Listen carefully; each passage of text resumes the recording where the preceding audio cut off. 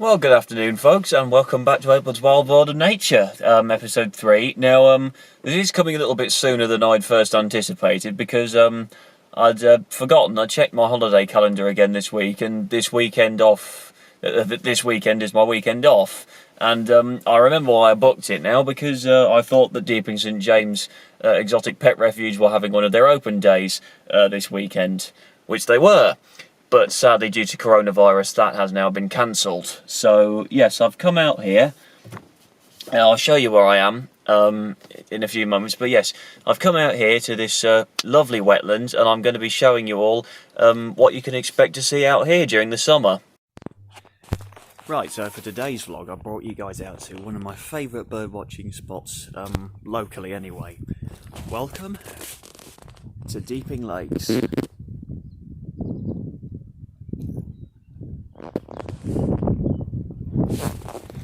Now this place has been around since the early 19th century. This main lake was anyway. The other two were dug out. There's two other main sort of lakes around here that were dug as part of a quarry. And yeah, they've now been filled in with water and turned into a wetland. And yeah, basically the aim of this place is because so much... Oh, hello! A gyrocopter!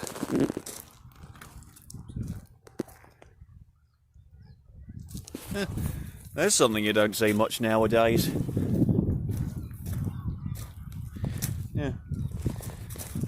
Yeah, I saw that at work the other day. Anyways, getting off track.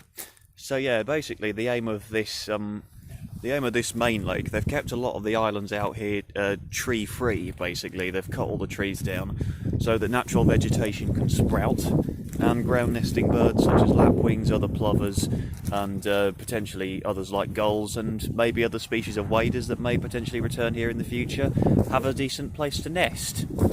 They have several other smaller ponds. It's coming around again.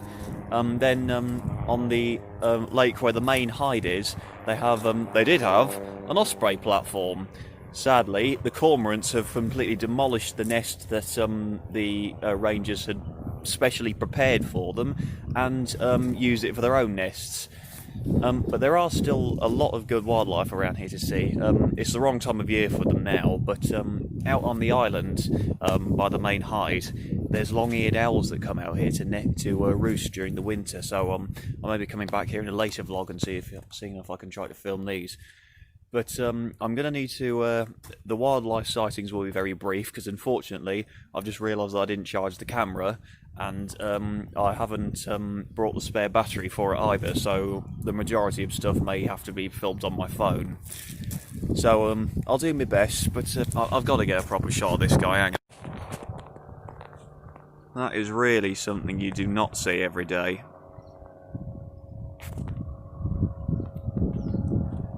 That is some James Bond shit right there.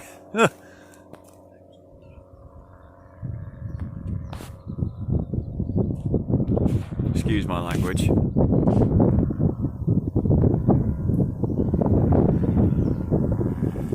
Heyo! We have our first spot of the day. A lovely male reed bunting. Oops.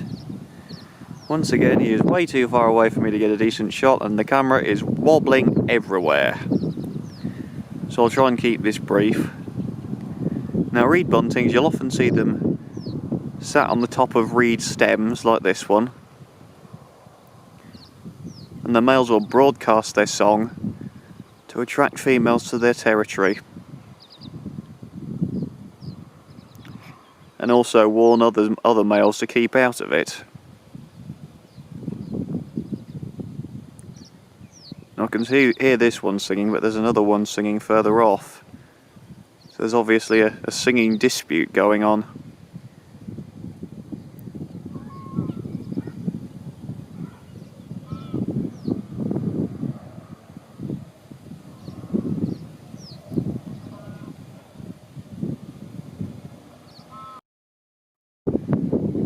Now this is what I wanted to show you all today. The beautiful little grebe. Splendid little thing. Now this is the smallest grebe that we have in the UK. It's also known as the dabchick. but you'll often see them on little ponds like this, possibly dug gravel pits that have been filled in, canals, slow moving rivers, all that kind of stuff.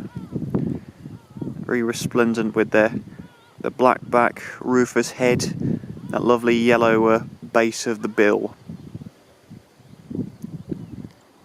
Now, like great crested grebes, which I'm sure a lot of people will have seen along rivers already, they're excellent divers and fishers as well. They'll dive down using their strong legs to paddle and grab a small fish underwater, and they're able to do this because of how far back their feet are set on their bodies. That also makes it extremely difficult for them to walk, which is why they spend most of their time on the water and they only really come to land to nest. Right, I'm going to have to leave it there because the camera battery is going very flat and I won't be able to last much longer. So I'm just on the main part of the reserve right now. Now, Lincolnshire Wildlife Trust have done a brilliant job with this place because they've kept this part of the reserve mainly for grassland. So ground nesting birds especially can come and hide and nest in amongst all the natural grasses. It's also another reason why they've been coppicing the trees, so the more natural trees that the birds and the other wildlife are used to can come back and sort of don't know what the word is. Re-inhabit, that's it. Re-inhabit this habitat. And of course, you have the locals. The sheep. And of course, livestock is actually quite an important part of keeping the fens natural for wildlife. And there was a documentary on last night, Toby Jones that was narrating it. Now there's a place at Deeping St Nicholas called Vinehouse Farm, which they mentioned in the documentary. And the guy who owns it, Nicholas Watt, he has done so much work for conservation. It is truly admirable. He's been looking after different kinds of birds like barn owls, tree sparrows, various types of ground nesting birds, and he's got the biggest plantation of sunflowers in the country. That is a fact. And that is so important for birds because so many birds eat sunflower seeds. It's incredible. You know, places like this and all those others are imperative to ensure that we still keep some of this land natural. And they've been bringing back, actually, just in the high, so I should probably keep my voice down. They've actually been bringing back a relative in this country of European wild horses. It was a pony of some kind, I can't remember the name of it. But yes, they've been using them on Wicken Fen to graze the grasses down and keep the area natural, basically, so that all these things like wildflowers can sprout.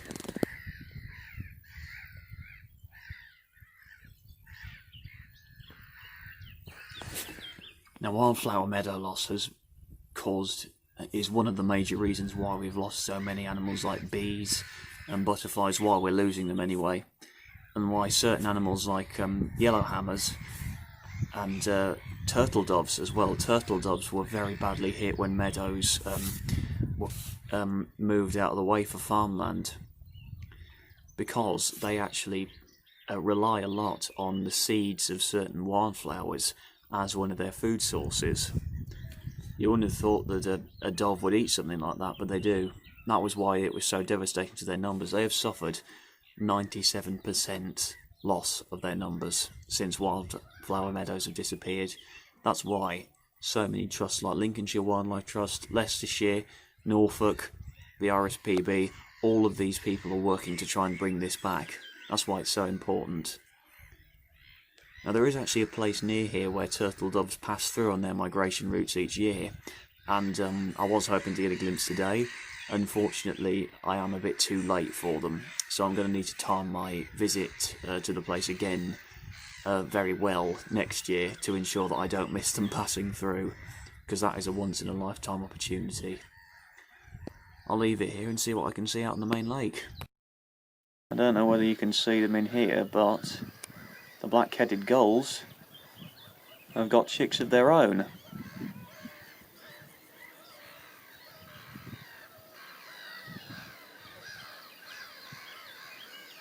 There's a youngster right there.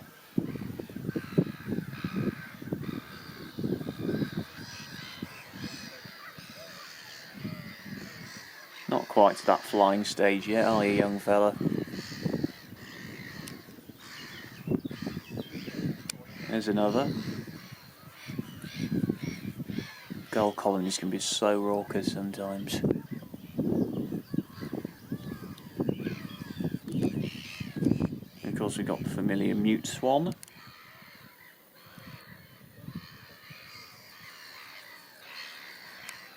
Coot.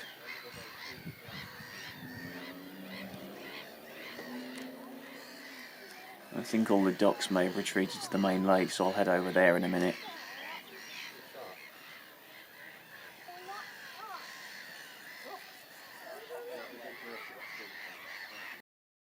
I was really hoping to get one of these at some point, because these are now becoming extremely rare. A lovely little green finch.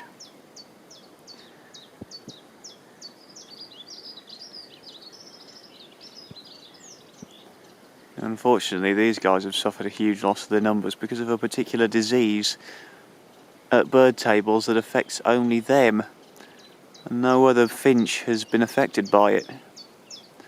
Where it originated from, I don't believe anybody is really sure. I'll have to look up the name of it again later.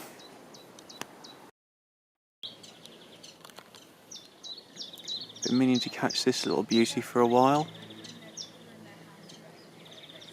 There he goes. Whoops.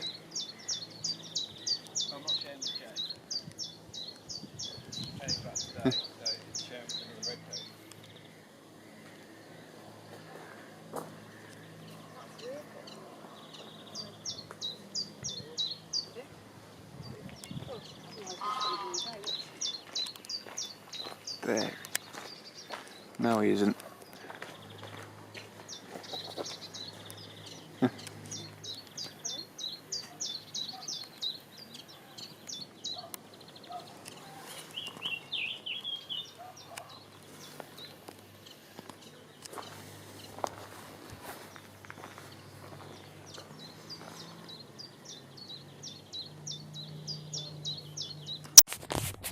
Unfortunately, trying to record that last little snippet just then made the camera go flat, so I won't be able to get anything relatively decent unless it's from a distance now. But you probably saw it flitting around at various intervals just then. It was so hard to get it in that lighting, unfortunately. Could not see what the camera was doing at all.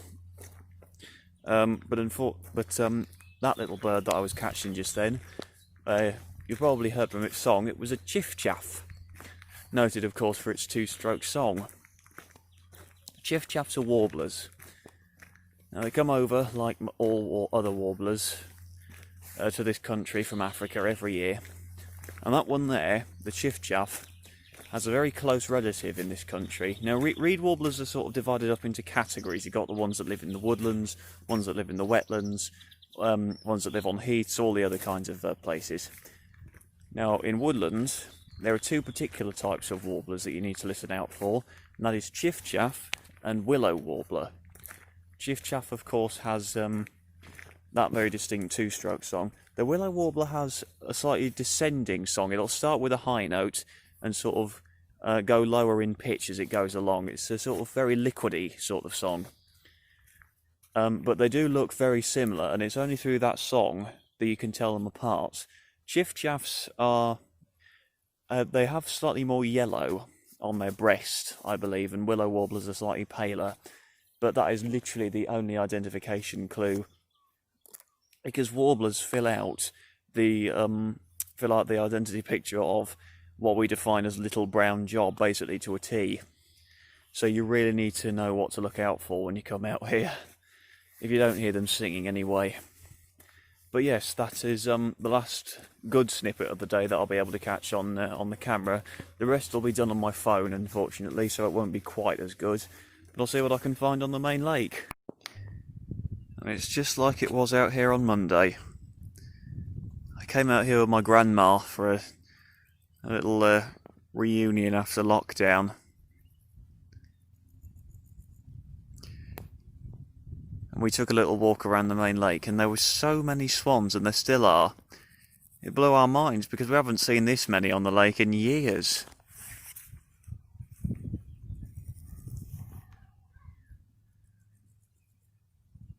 Beautiful. Absolutely gorgeous.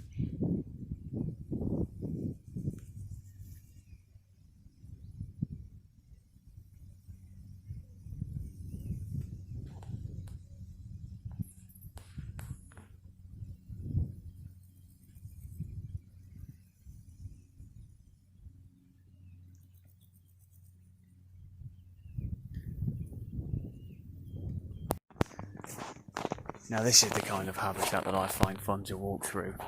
A beautiful tree pathway. Now I'm not going in this side because it's too bleeding overgrown to see anything on the other side, so it's not worth it. But yes, tree pathways like this. And what they've been doing is they've been trying to coppice all the trees that were basically planted by us to get the natural ones back. And creating something like this is just... I mean, anything could be in here. Butterflies, a bird hiding somewhere in amongst the leaves, maybe a fox slunking through the undergrowth, a deer trying not to be seen, maybe even a grass snake. Who knows? Who knows? I actually just had a male sedge warbler land in the tree above me, so... Oh, I've been rattled. Blackbird's trying to draw my attention away from something, so... better turn the camera off. Another alarm call. This one's from a chaffinch.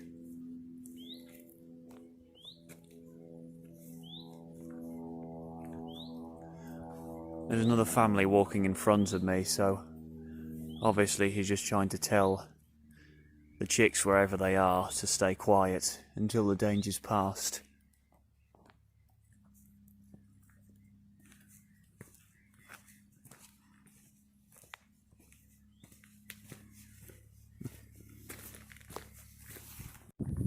So I've just come back out onto open ground. I'm pretty much off the reserve now because the riverbank isn't part of Deeping Lakes. Yes, now I am here on the banks of the lovely River Welland.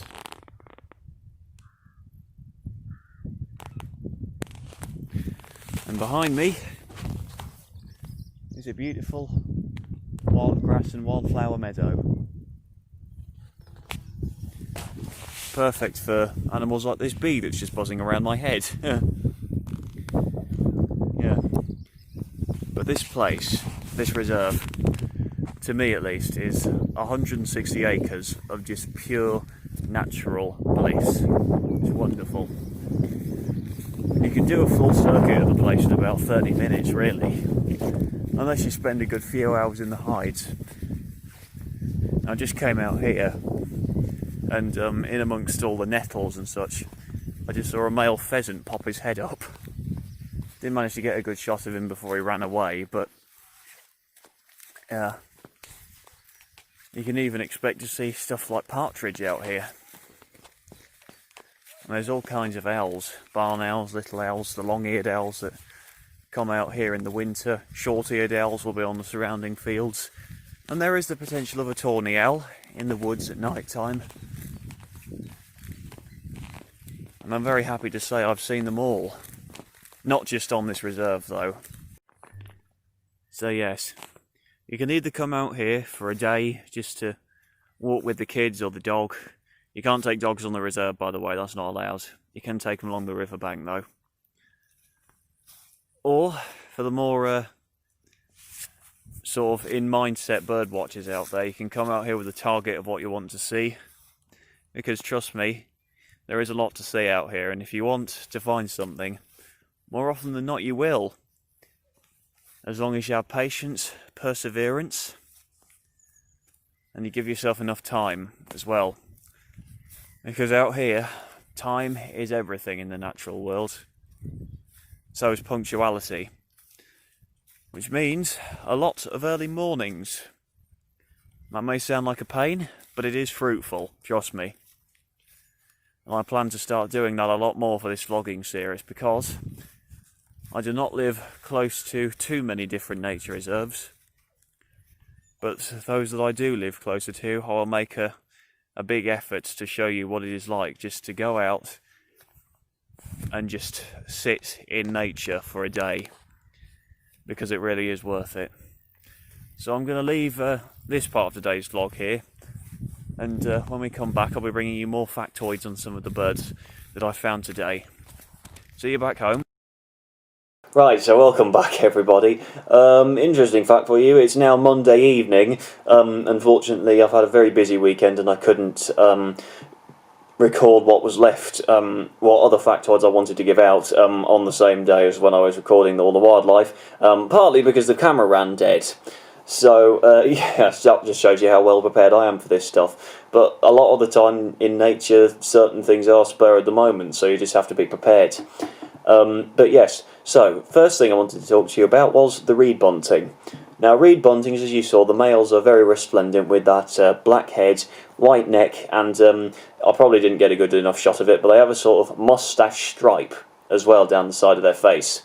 And the females are slightly different. They're a little bit more sort of streaky brown on top of their head. They look a little bit like a sparrow, but if you look up close, you'll definitely see the difference. And on the rare occasion that food is scarce, you may even see a reed bunting in your garden. It does happen, because my grandparents had a female come to their garden during the winter a while ago. And yeah, they'll come to your garden feeding on stuff like sunflower seeds, sunflower hearts, anything easy for them to break open. So yeah, just be prepared, because they may come. But if you want to entice them into your garden, it's better to put the seeds on a flat surface, because they don't pick from feeders. That's the only thing. So yes, reed buntings are monogamous, so they mate for life. Little is known about their courting behaviour, and unfortunately I haven't heard many naturalists talking about this. I haven't read anything about this in my books, so I can't bring you much information on that. But this is the male song here. That's too far down. There it is.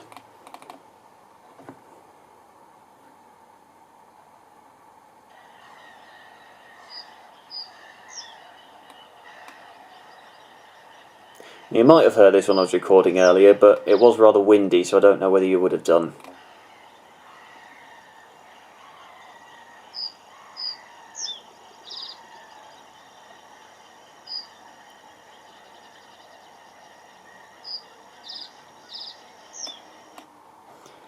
So you heard that, so it sort of varies. Sometimes he'll give you the thin seep, seep, or twice, or sometimes he'll add the trills in at various intervals. He can vary his song, but it's very simple. Buntings always have a very simple song, like the Yellowhammer that I recorded earlier this week, the one with the little bit of bread and no cheese song. They're well known for that. And then corn buntings have a very sort of jangly, rattly sort of song. And there's a very rare member of the bunting family in this country. The only place I think that you can see it now is either Devon or Cornwall now. It's very confined. But the Searle bunting, and it actually looks a little bit like a combination, or if you look at it, of a reed bunting and a yellowhammer, because it's very brown, but it has a yellow stripy head. So, interesting how nature works sometimes. But yes, that has a very simple rattling song that just repeats over and over. So yeah, buntings are very simple songsters in general. But reed buntings build their nests out of, obviously, reeds, and they'll build it in reeds, so they'll build it out of parts of vegetation, like leaves, grass, and they'll line it with hair, so any cows that might shed some of their fur, they'll probably pick that up. Any sheep that molt wool, they'll probably pick that up as well. And they'll lay a clutch of about 4 to 5 eggs, and they'll leave the nest after about 11 or 18 days after being fed a diet of various types of seeds and of course insects. Now buntings and finches have a very interesting way of cracking open seeds. So when they pick one up, they'll basically chomp down on it on their bills, like that, and then they'll actually rub their tongues over it. So their tongues are are very strong, and they'll break off the shell, and then they've got to use their tongue to very, very finely grate away the papery husk in the middle that covers the kernel of the seed, and that's the only part that is nutritious for them. It's very taxing work, but it is worth it for them because those kernels are very high in nutritional value. So yes, that is the reed bunting, and next I'm going to be talking to you about the little grebes that I saw. So little grebes.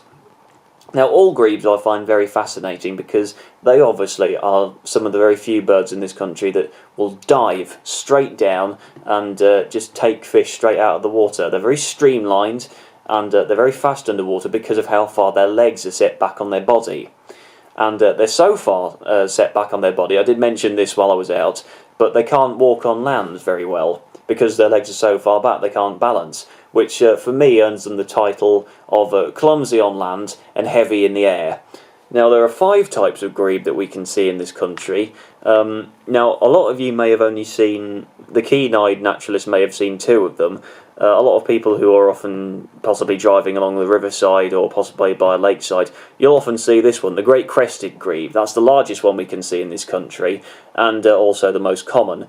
Little grebes, not quite so common, but they are very numerous in this country as well. You often see them in still ponds, dikes, channels, very, very small bodies of water, because obviously they're small and they can't propel themselves very fast against large, fast-moving bodies of water. They're slightly less common in this country. They haven't spread quite as far up to Scotland as great crested grebes have. Then there's 3 others.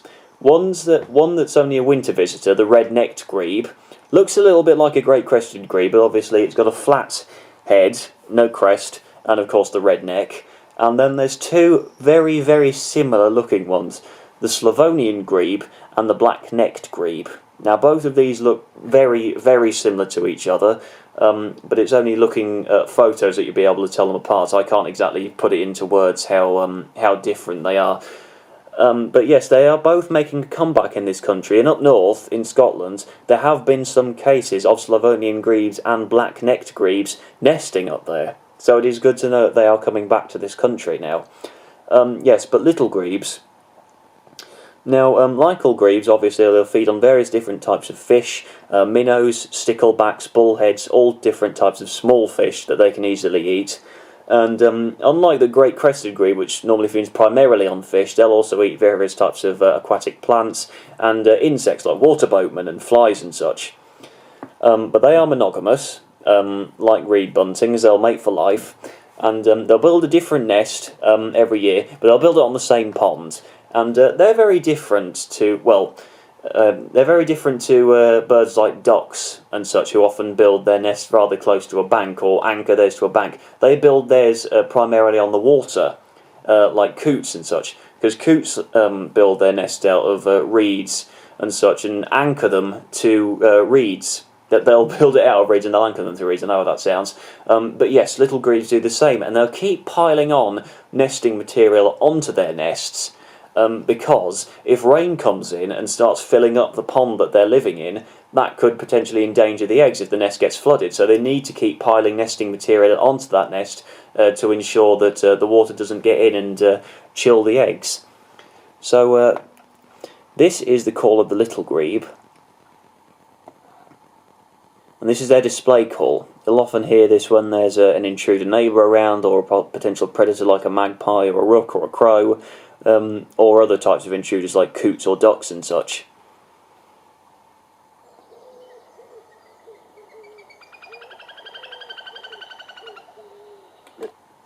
And then, let me just try and get past it.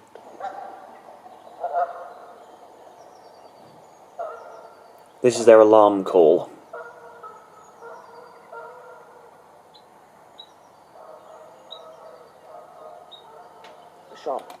So that is a very sharp pip, alarm call, so a very small pip.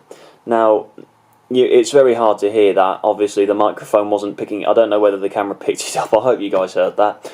But yes, it is very hard to hear. But you'll often hear them in amongst the reeds giving out that alarm call. I saw when I was out there the day before I went recording. 3 little grebes on the same pond in Deeping Lakes car park, all charging at each other in a large territorial dispute. So obviously one had come too close to another's nest, and then another had decided to come out and join the fight. Whether it was another individual or the other's partner, I don't know, because they're very similar in appearance. So it's very hard to tell them apart. But both parents tend to the eggs, and they'll share the incubating duties. They have about 5 to 8 eggs in a nest, and those will hatch after about 20 to 25 days. And if one parent has to leave the nest so the other can come in, but the other parent isn't around, they'll cover the eggs over with whatever vegetation they can find, basically, so that any potential predators think that the nest is empty and the eggs have already hatched. But when the eggs do hatch, now this is what I find most fascinating about grebes, and in fact other various different types of diving birds as well. A lot of different diving birds do this. They'll actually give their chicks a piggyback. They'll let their chicks piggyback on the back of piggyback on their backs. Yes, they'll give their chicks a piggyback until they're old enough to properly swim for themselves, because obviously the chicks are too young to dive. They're at potential risk from predators like pike, mink, all that kind of thing. And obviously they need protection, so where better place to hide than on mum or dad's back.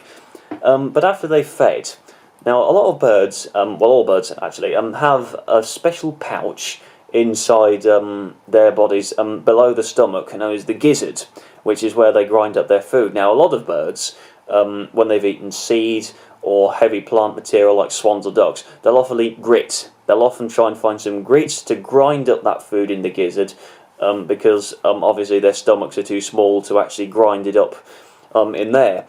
But little grebes, the parents will actually pluck out their feathers and use that as the digesting material for the chicks, because it's easier than having to dive down themselves and grab the grit and bring it back to the chicks. So they just pluck their feathers out, because their feathers are still quite tough material.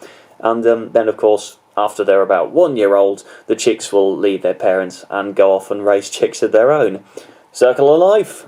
So yes, that is all I'm going to be bringing you for today. Now, next week, I've got a couple of different irons in the fire for next week, because I want to bring you a wildlife vlog, but I also want to bring you the first of what I'm going to be making as my baking series. So I'm going to be showing, because I am a big baking enthusiast, I love to bake different types of cakes like sponge cakes, ginger cake, all that different type of stuff. And I actually made a ginger cake this week, as a matter of fact. My mum absolutely loves the stuff.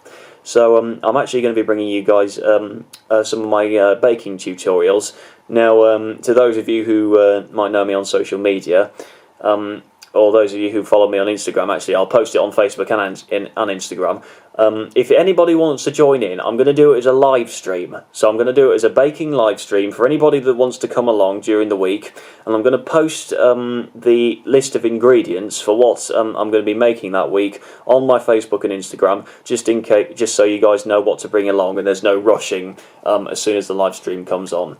So yeah, that is the plan for next week, and yeah, I hope to see you all there. So yes, thank you very much for watching, and you'll have a nice evening. Bye.